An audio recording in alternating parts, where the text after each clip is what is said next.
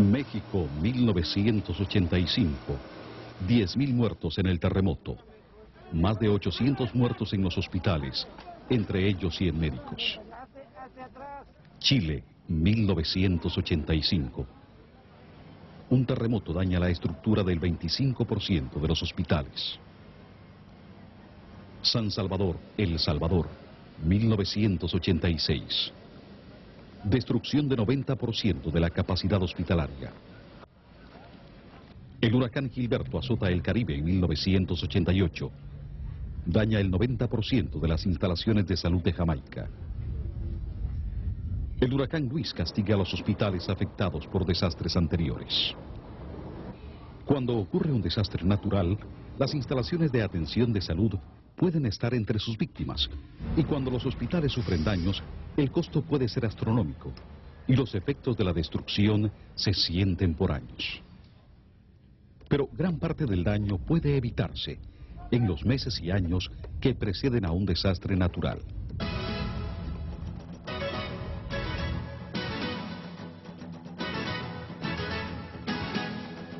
Un hospital es el corazón de la comunidad. Pero cuando un hospital queda paralizado por un desastre, se convierte de recurso valioso en un enorme inconveniente. El peor caso, el derrumbe de uno de estos edificios. Un hospital inservible no puede salvar vidas. De hecho, puede aumentar mucho el total de muertos. 50% de los 15.000 hospitales de América Latina y casi todas las instalaciones de salud del Caribe están situados en zonas de alto riesgo de terremotos y huracanes fuertes. En los últimos 20 años, más de 100 de estas instalaciones han quedado afectadas por terremotos o huracanes. Casi un quinto se derrumbó o tuvo que demolerse. Las muertes causadas por derrumbes de hospitales son apenas la punta del iceberg. ¿Cuántas muertes más ocurren cuando las instalaciones de salud no funcionan y no hay atención cuando más se necesita? Hasta la fecha, los desastres han destruido más de 10.000 camas de hospital en la región. Los hospitales quedaron paralizados en todas las islas afectadas por huracanes en el Caribe en 1995. Estas pérdidas, más que catastróficas, son imperdonables. Un hospital es un complejo sistema de servicios médicos de urgencia, de internado, ambulatorios y de apoyo. El edificio está ocupado permanentemente por personal, pacientes y visitantes. Aunque es imposible lograr que los hospitales sean invulnerables a los estragos de la madre naturaleza, la intensidad del daño puede reducirse mucho. The design philosophy for hurricane-resistant construction is that the buildings should be virtually La filosofía de diseño de construcción resistente a huracanes indica que los edificios deben quedar casi sin daños por la fuerza del viento. Pero como siempre hay objetos sueltos en el aire durante el huracán, el daño por impacto es inevitable. Sin embargo, el daño causado por la fuerza del viento es totalmente evitable. Solo que somos humanos y siempre cometemos errores, y la tempestad buscará esos errores. La intensidad de la fuerza en un terremoto catastrófico es tan alta que nuestra meta no es tanto proteger la propiedad contra la catástrofe, sino proteger la vida. Si podemos salvar vidas y evitar que haya heridos, pero con algunos daños a nuestros edificios, habremos triunfado en el peor terremoto. We can save lives and prevent injuries to people, but sustain some damage to our buildings, then we would have succeeded in the worst earthquakes. Y un hospital es, dentro de una comunidad, uno de las construcciones que no debe parar en su funcionamiento en caso de emergencias. Y esto debe asegurarse desde el punto de vista tanto de la estructura como del anclaje de equipos, todo lo que es plantas de emergencia y todo el sistema de vida del hospital debe seguir funcionando. Esto debe llevar un diseño minucioso en donde tengamos una participación tanto arquitectos como ingenieros estructurales, como los médicos y el personal administrativo, que en caso de emergencia es el que va a tener el control del hospital. Este proceso es aplicable a estructuras existentes y a nuevas edificaciones. Casi todos los edificios que vamos a usar durante nuestra vida ya están construidos y casi todos pueden sufrir daños por peligros naturales. Por tanto, la reestructuración de las instalaciones existentes es un importante aspecto de la mitigación. Ciertos hospitales son como pacientes enfermos. El primer paso para tratar sus males es hacer un diagnóstico. El análisis de vulnerabilidad es un proceso lógico en que se examina cada aspecto de la viabilidad de una estructura. Todos los materiales pueden fabricarse a satisfacción para que resistan los terremotos y huracanes, pero algunos quedan tan mal instalados que se desprenden al ocurrir esas catástrofes. Los materiales pesados resisten más el viento y los leves más los terremotos. La mejora de los elementos no estructurales es también parte del proceso de reestructuración.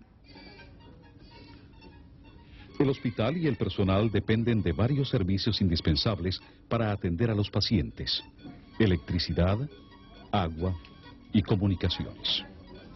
Cuando un desastre interrumpe estos servicios indispensables, un hospital es casi inútil.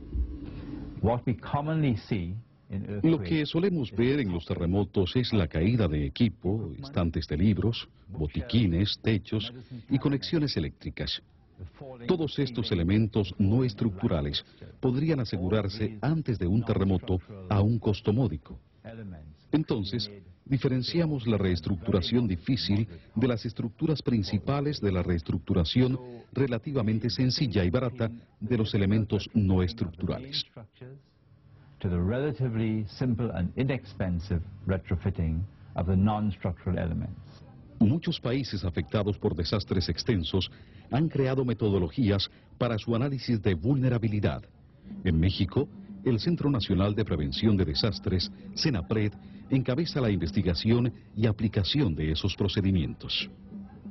En el ámbito regional, la Organización Panamericana de la Salud, con el apoyo de la Oficina de Asistencia Exterior en casos de desastre de la Agencia de los Estados Unidos para el Desarrollo Internacional y de la Agencia Canadiense para el Desarrollo Internacional, ha contribuido a recopilar documentos técnicos y pautas para el sector de salud.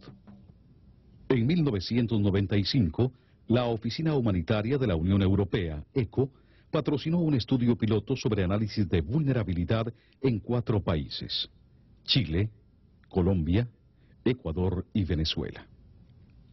La información recolectada con las diversas actividades de cada país proporcionó el marco para la presentación oficial de proyectos de ley, presupuestos y planes de reestructuración estructural y no estructural. En el Ecuador, el análisis de vulnerabilidad incluyó una muestra de hospitales de Guayaquil. En Venezuela se hizo una evaluación detallada de la respuesta sísmica de hospitales importantes. Un grupo de participantes de 40 hospitales de Chile creó una metodología original para la evaluación cualitativa de la vulnerabilidad. La modelización de la estructura en computador prueba y verifica las suposiciones sobre su durabilidad.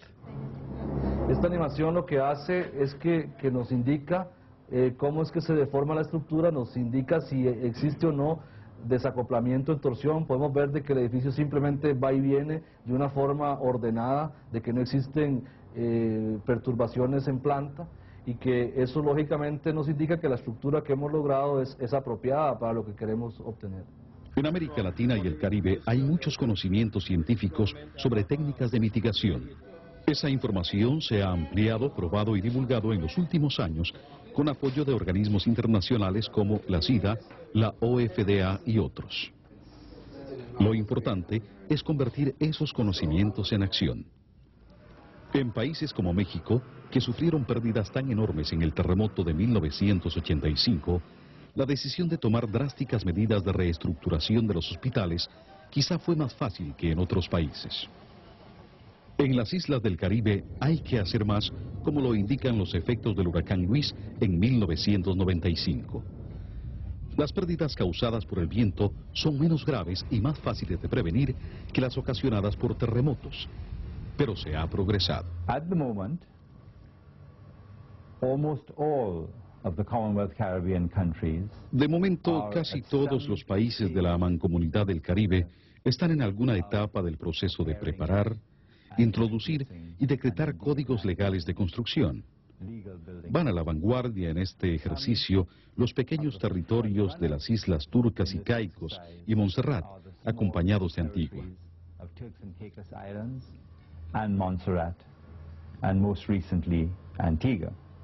En Costa Rica, un pequeño país que afortunadamente no ha sufrido pérdidas tan graves como México, la Caja de Seguro Social se comprometió a reestructurar 3 hospitales importantes y a asegurarse de incluir resistencia sísmica en el diseño de nuevas instalaciones.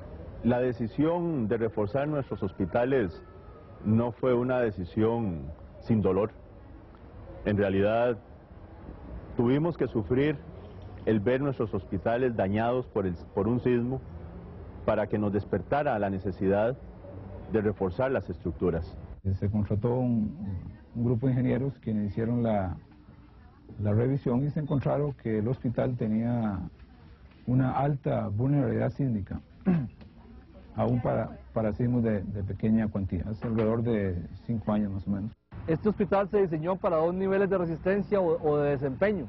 Un nivel de sismo fuerte en el que el hospital debía desempeñarse en el rango elástico sin ningún tipo de daño, y un nivel de sismo todavía más fuerte en el cual el hospital debía sobrevivir sin colapso. De tal forma que nos ha costado, ha sido un proceso largo, repito, no sin dolor, pero sí hoy podemos decir con mucha satisfacción, 1, que el esfuerzo no ha terminado, pero 2, que realmente ha valido la pena el sacrificio que hemos hecho en aras de poder garantizar al pueblo costarricense el tener un hospital de niños preparado para casos de emergencia masiva y desastre hasta donde esté nuestras posibilidades de actuar. La mitigación de los daños estructurales y no estructurales de los edificios no reduce la importancia de adiestrar al personal de los hospitales para responder bien a los planes de emergencia y ejercicios para desastres. Con los conocimientos adquiridos y las dramáticas experiencias vividas en la región, ya no se puede permitir la construcción ni el financiamiento de nuevas instalaciones sin la debida resistencia al viento o a los terremotos. Sin embargo, en la mayoría de los países, la sustitución del conjunto actual de hospitales es una meta a muy largo plazo que durará por varias generaciones. Por eso, reestructurar los edificios existentes y prestar particular atención al diseño de los nuevos deben ser prioridades para esta generación. Por lo común, la gente considera la destrucción por huracanes como casos de fuerza mayor. De hecho, la frase caso de fuerza mayor está consagrada en las leyes de nuestros países. El viento puede ser un caso de fuerza mayor, pero la destrucción de un edificio es un caso de negligencia del hombre. Hasta cuando nuestras poblaciones exijan éxito, será difícil que la industria de la construcción lo alcance. Podemos hacer mucho, pero ante todo, debemos reconocer la necesidad de hacerlo.